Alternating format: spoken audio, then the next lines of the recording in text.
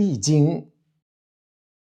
Creo que para muchas personas, al escuchar estas dos palabras, lo primero que aparece en su mente son imágenes de adivinación, predicción del destino o 8 trigramas, rodeadas de un aire de misterio.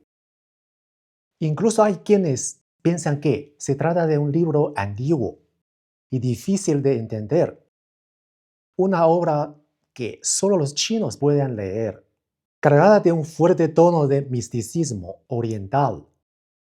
Pero en realidad, la comprensión que muchas personas tienen del I Ching suele ser parcial e incluso equivocada. Hoy vamos a descubrir de manera clara y sencilla qué es realmente el I Ching y sobre todo, por qué miles de años después las personas siguen leyendo y estudiando este libro. ¿Qué significan realmente las palabras I Ching? Para comprender realmente un texto clásico, lo primero que hay que entender es su nombre. Las dos palabras I Ching no fueron elegidas al azar. En realidad, ya tienen la lógica fundamental del pensamiento de toda esta obra. Conocemos por la segunda palabra, Jing. El significado original de Jing era los hilos verticales de un telar. Con el tiempo, este carácter pasó a significar camino constante, principio o norma fundamental. Más adelante, los textos considerados como guía sobre pensamiento, ética, conducta o sobre un área concreta del saber empezaron a llamarse Jing, como el Shi Jing, clásico de los poemas, Tao Te Jing, clásico del Tao y la virtud, etc. Por eso, esta palabra nos indica algo importante. El I Ching no es simplemente un libro cualquiera, sino una obra que durante siglos ha sido considerada un clásico, destinado a explorar las leyes fundamentales del mundo.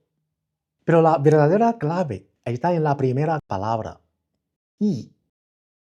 El carácter I posee 3 significados fundamentales y además forman una progresión. Comprenderlos es captar la esencia del pensamiento del I Ching. El primer significado es Bian Yi, cambio constante. ¿A qué se refiere esto? En términos sencillos, significa que todo en el mundo está siempre en transformación. Nada permanece exactamente igual para siempre. Las estaciones cambian. La vida tiene ascensos y descensos. Las circunstancias se transforman. Incluso las relaciones humanas pueden acercarse o alejarse con el tiempo. El mundo en el que vivimos está siempre en movimiento. Y el I Ching es precisamente un libro que ayuda a las personas a observar esos cambios y comprender sus patrones. Intenta mostrarnos cómo, en un mundo en constante transformación, podemos reconocer las mutaciones de una situación y tomar decisiones más acordes con el momento que estamos viviendo. En la tradición filosófica china posterior, apareció con frecuencia un concepto utilizado para explicar las transformaciones del universo, Taiji. De Taiji surgen Liang Yi, las dos fuerzas fundamentales, es decir, Yin y Yang. Desde esta perspectiva, los cambios de todas las cosas en el mundo pueden entenderse como el crecimiento, disminución, transformación mutua del yin-yang. Todo el sistema de pensamiento I Ching se construye sobre esta dinámica. Podríamos decir que el I Ching desarrolla una visión completa del mundo basada precisamente en esa lógica de transformación entre yin y yang. El segundo significado es Puyi, lo inmutable. Esto puede parecer contradictorio. Si todo cambia, ¿cómo puede hablarse también de algo que no cambia? Precisamente ahí reside una de las reflexiones centrales del I Ching. Lo que cambia son los fenómenos, complejos, variados. Lo que permanece es la ley que está detrás de ellos. Por ejemplo, el sol sale por el este y se pone por el oeste cada día. Es un ritmo estable. La primavera hace brotar la vida. El verano lo hace crecer. El otoño recoge los frutos. Y el invierno los conserva. Ese es un ciclo natural. Y cuando algo llega a su extremo, muchas veces tiende a transformarse en su contrario. Esa también es una ley frecuente del cambio. Los fenómenos externos pueden variar infinitamente, pero las regularidades que los rigen suelen poder reconocerse. El I Ching no enseña a quedarse perdido ante la complejidad cambiante de las apariencias. Lo que propone es comprender las leyes que se esconden detrás del cambio y utilizar esos principios relativamente estables para afrontar las situaciones cambiantes de la vida. El tercer significado es jianyi, simplicidad. Muchas personas creen que el I Ching es extremadamente profundo y difícil. Sin embargo, su pensamiento fundamental se apoya precisamente en una forma de expresión extraordinariamente simple. Todo su sistema simbólico está construido únicamente a partir de dos signos básicos. Una línea continua, llamada Yang Yao, línea Yang, y una línea interrumpida en el centro, llamada Yin Yao, línea Yin. A partir de la combinación de estas dos líneas, surgen Pa Gua, 8 trigramas. Y al combinar estos trigramas entre sí, se forman 64 Gua, 64 hexagramas. Mediante este sistema aparentemente simple de símbolos, el I Ching intenta describir las diferentes etapas del desarrollo de las cosas, así como las situaciones típicas en las que puede encontrarse el ser humano. Aquí se manifiesta otra idea fundamental del I Ching. Las leyes más profundas a menudo pueden expresarse de la manera más simple. Eso es lo que en la tradición china se resume en la expresión 大道至简. El gran principio se expresa con simplicidad. Por eso, cuando unimos las dos palabras yi y jing, el significado se vuelve mucho más claro. El I Ching es una obra clásica que intenta explicar los cambios del mundo.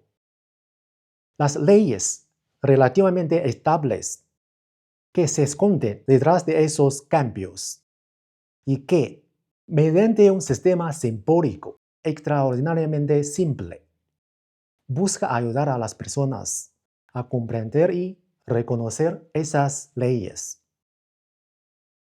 I Ching y Zhou Yi, una distinción fundamental. Después de comprender el significado de las palabras I Ching, ahora debemos resolver una cuestión que muchas personas suelen confundir. Cuando hablamos del I Ching y del Zhou Yi, ¿se refieren realmente a la misma obra? Primero les doy una conclusión muy sencilla, que se puede recordar en una sola frase. El I Ching que leemos hoy, en su forma completa, está compuesto en realidad por dos partes.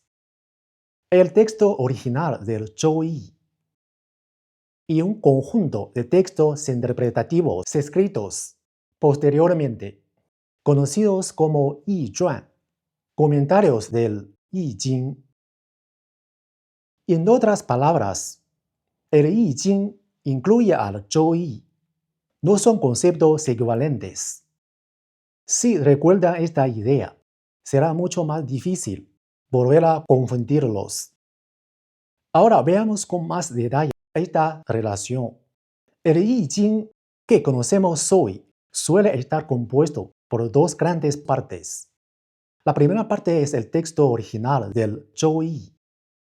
Esta parte se formó principalmente durante el periodo de la dinastía Zhou occidental, aunque probablemente incorpora ideas aún más antiguas. Su historia se remonta a más de 3000 años. El contenido central de esta sección está formado por los 64 卦, 64 hexagramas, junto con sus guaxiang, figuras del hexagrama, guaci, texto del hexagrama, y yaoci, texto de las líneas. Estos constituyen el núcleo textual más antiguo de toda la obra. Algunas frases muy conocidas provienen precisamente de esta parte del Zhou Yi. Por ejemplo, Qian Gua, hexagrama Qian, Yuanheng Li Zhen, gran origen, prosperidad, beneficio y rectitud. O Chu Jiu, primera línea Yang del hexagrama. Qianlong Wu Yong, el dragón oculto aún no debe actuar. En cuanto al autor del Zhou Yi, la tradición suele relacionarlo con Zhou Wenwang, el rey Wen de Zhou. Sin embargo, desde una perspectiva académica moderna, debido a la gran antigüedad de la obra, el autor exacto ya no puede determinarse con certeza. La mayoría de los estudiosos considera que el texto del Zhou Yi se fue formando gradualmente durante el periodo de la dinastía Zhou occidental, probablemente como una creación colectiva. La segunda gran parte del I Ching es el Yi Zhuan, comentarios del I Ching, también conocido como Shi Yi, las 10 salas. Esta sección se formó aproximadamente entre finales del periodo Chunqiu, periodo de primaveras y otoños, y el Zhanguo, periodo de los reinos combatientes. Se trata de una serie de textos escritos por eruditos confucianos posteriores para explicar e interpretar sistemáticamente el Zhou Yi. Y en total, son 10 tratados, entre los que se incluyen Tuan Zhuan, comentarios sobre el juicio, Xian Zhuan, comentarios sobre las imágenes, Xi Ci Zhuan, comentarios sobre las frases anexas, Wen Yan Zhuan, comentarios sobre las palabras. La importancia del Yi Zhuan, comentarios del I Ching, reside en que ofrece una interpretación filosófica sistemática del Zhou-Yi. Desde las leyes del funcionamiento del universo hasta los principios para conducir la vida humana, muchos de estos temas fueron desarrollados y explicados de manera estructurada en estos comentarios. En cuanto a su autoría, la tradición suele atribuir estos textos a孔子, Confucio.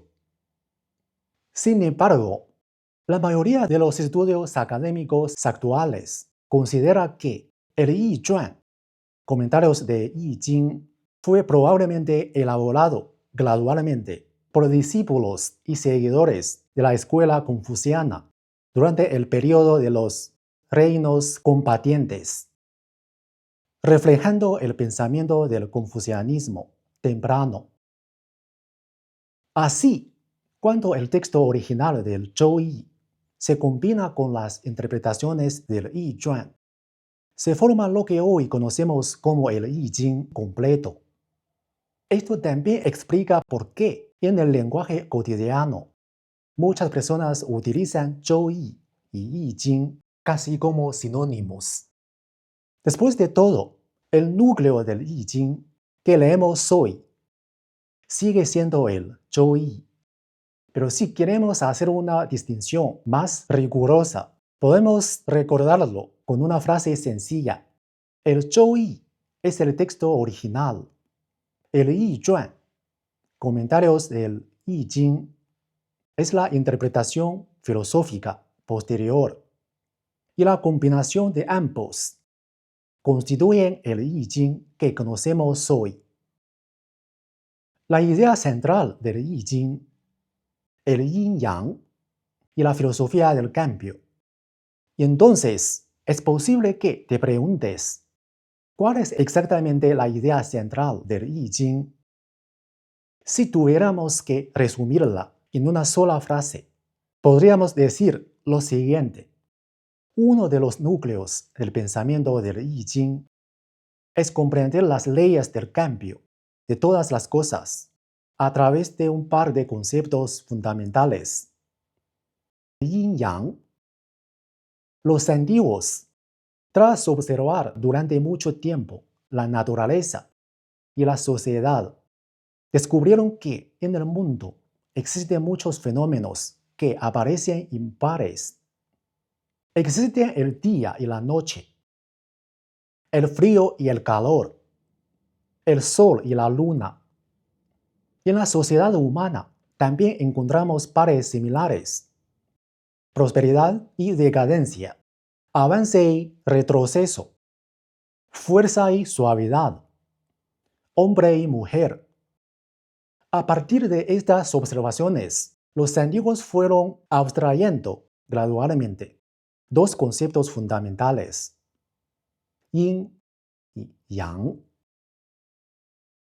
El yin y el yang son al mismo tiempo opuestos y complementarios.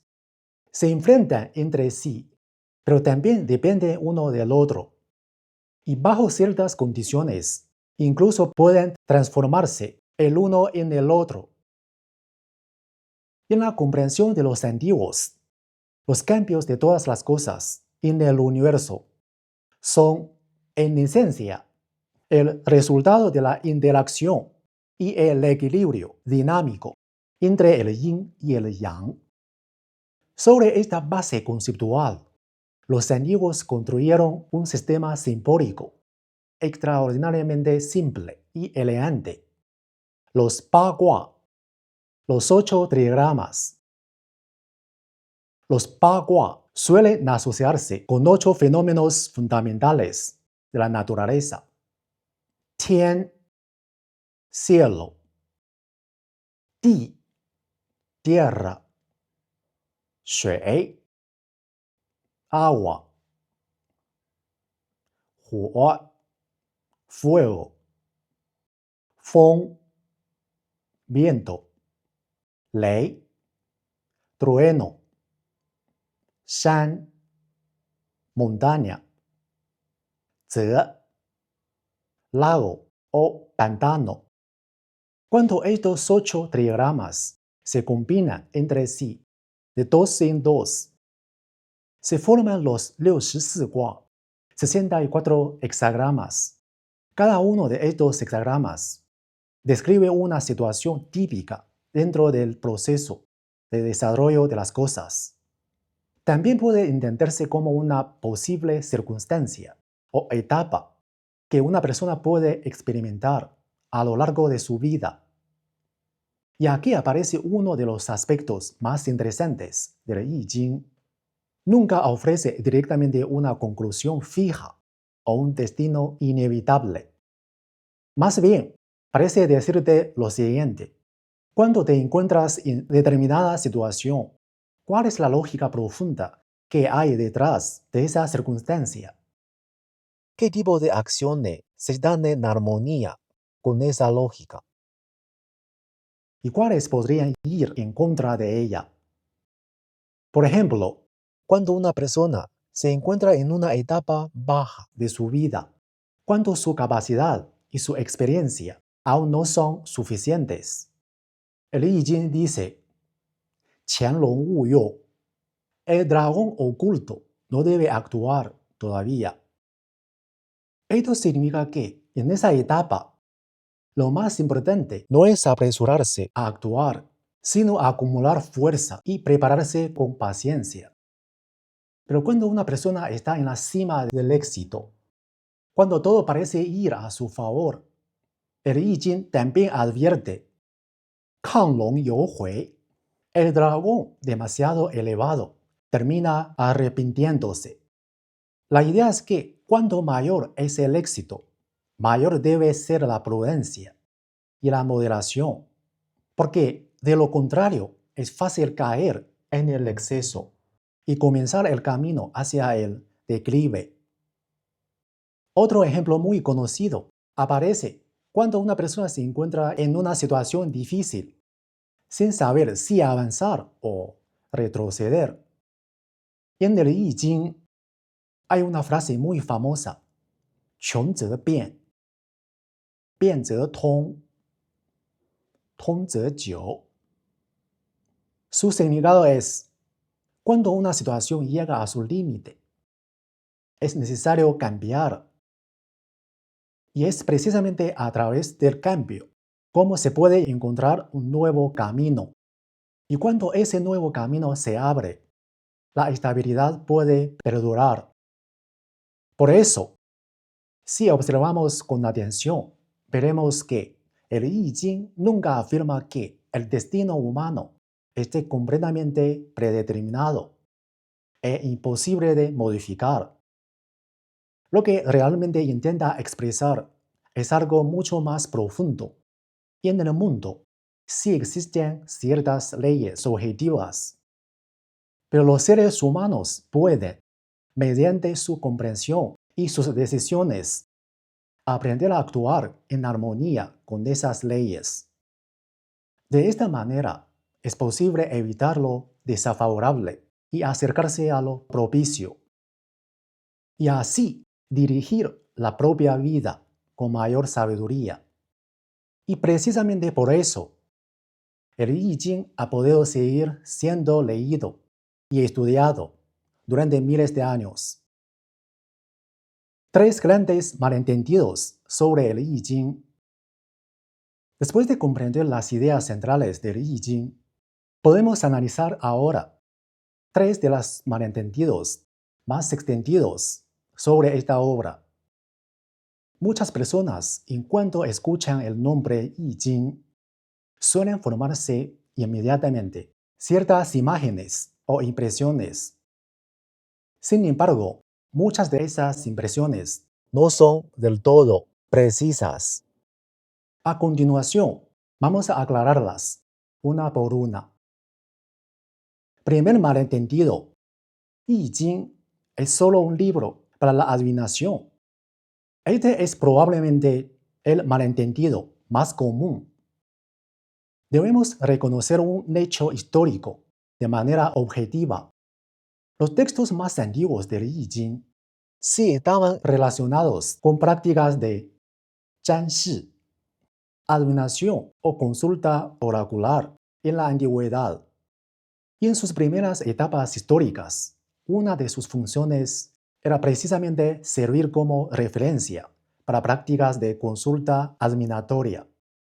Por eso, representa su origen, no la razón principal por la que ha perdurado durante miles de años. A lo largo de la historia posterior, algunas personas efectivamente utilizaron el sistema del I Ching para realizar cálculos adivinatorios. Estas tradiciones de aplicación, que se fueron desarrollando gradualmente, suelen denominarse Shu Shu, artes numerológicas y técnicas de cálculo simbólico. Podemos entenderlas como una rama aplicada dentro de este amplio sistema cultural. Sin embargo, el valor del I Ching va mucho más allá de esas prácticas. Lo verdaderamente importante es el sistema de pensamiento que hay detrás, una reflexión sobre el cambio, sobre el yin-yang y sobre las leyes que rigen el desarrollo de las cosas. El I Ching no enseña a las personas a esperar pasivamente el destino, ni pretende predecir un futuro que ya esté completamente determinado. Más bien parece recordar algo muy distinto. Si comprendemos las leyes que gobiernan el desarrollo de las situaciones, podremos tomar decisiones más adecuadas en cada circunstancia de la vida. Segundo malentendido, el I Ching está lleno de superstición y carece de valor racional. Muchas personas, debido a la relación histórica entre el I Ching y la adivinación, lo identifican directamente con la superstición y consideraban que se trata de algo irracional. Pero aquí es importante distinguir dos niveles diferentes. Por un lado, a lo largo de la larga historia de su transmisión, efectivamente aparecieron diversas interpretaciones y prácticas basadas en el I Ching que adquirieron un carácter más místico o incluso supersticioso. Pero por otro lado, esos desarrollos posteriores no son lo mismo que el núcleo intelectual del propio I Ching.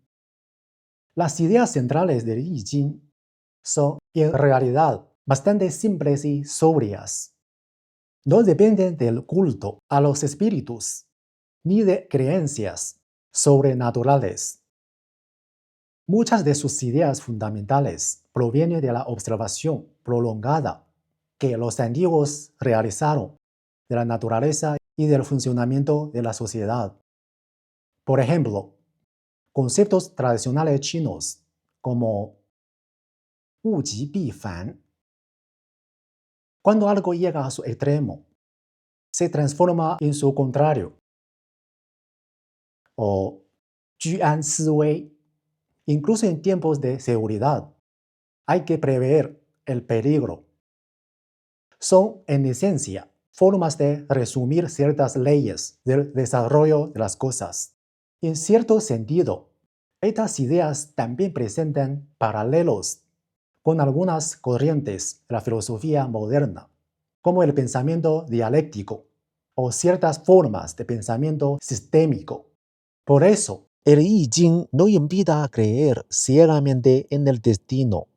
Más bien, enfatiza algo muy diferente: comprender las leyes del cambio y enfrentarse al mundo, que está en constante transformación, con reflexión y pensamiento racional. Tercer malentendido. El I Ching es solo una antigua tradición interna de la cultura china. Existe también la idea de que el I Ching pertenece exclusivamente al ámbito cultural chino y que solo las personas dentro de esa tradición pueden comprenderlo realmente. Pero en realidad, los temas que aborda el I Ching no se limitan a una cultura específica. Lo que intenta explorar son cuestiones mucho más universales. Por ejemplo, ¿cómo cambia el mundo? ¿Y cómo pueden los seres humanos tomar decisiones dentro de ese proceso de cambio? También reflexiona sobre preguntas como cómo las cosas pasan de la prosperidad al declive y cómo, en medio de las dificultades, es posible encontrar nuevas salidas. Estas cuestiones no pertenecen únicamente a un país ni a una cultura particular, sin importar en qué parte del mundo vive una persona. Todos enfrentamos cambios en nuestro entorno. Todos atravesamos momentos de prosperidad y de dificultad. Y todos, en determinados momentos de la vida, debemos preguntarnos cómo tomar mejores decisiones. Lo que ofrece el I Ching es precisamente una manera de comprender el cambio y reflexionar sobre las circunstancias de la vida. Por esa razón, este antiguo clásico no ha permanecido únicamente dentro de la cultura china.